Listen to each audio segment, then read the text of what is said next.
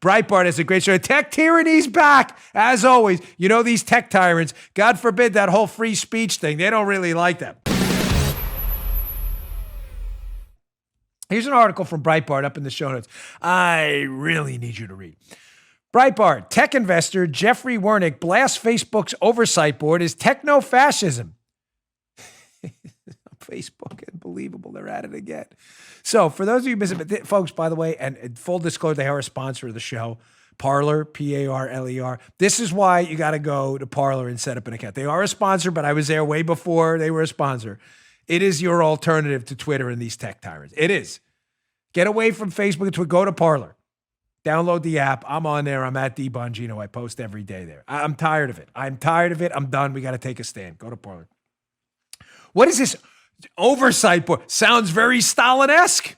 Very Stalin. Then oversight board. Facebook.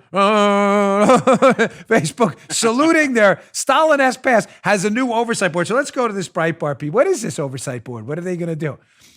So Facebook's oversight board, also known as its Supreme Court, notice how they throw in like constitutional republic terms to make it sound like this is at all democratic or representative of a democracy, right? It's expected to wield significant power over what can and cannot be said on the platform.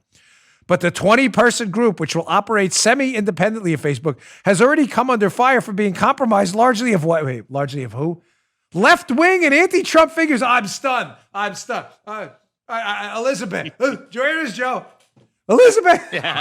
I'm shocked. My blood pressure's. I'm stunned. Joe, amazing. It's composed largely of anti-Trump and left-wing figures. What are the chances of that, dude?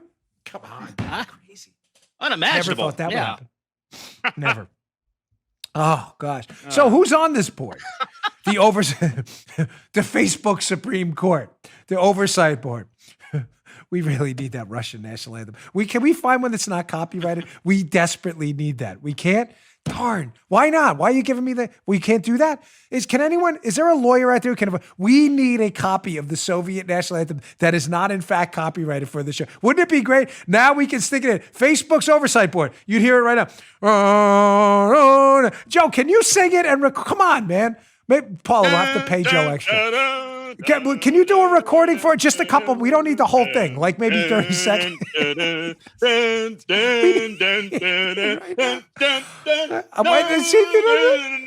can't sing it too good because if you sing it too good, we'll get our copyright. All right. So who's on this oversight board?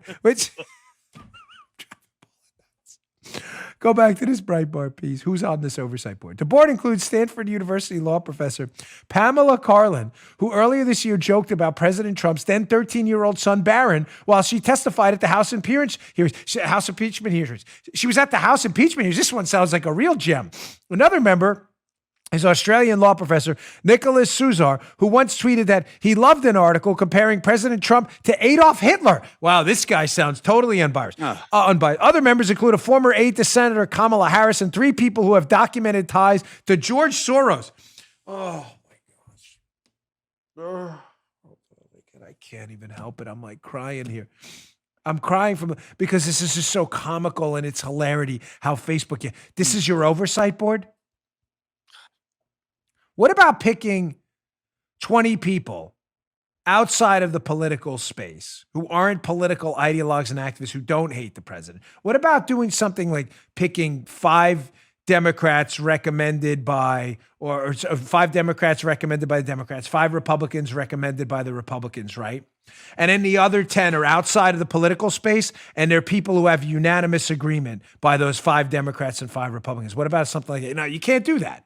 Because then you'd have a genuinely independent board. More tech tyranny. It doesn't end there.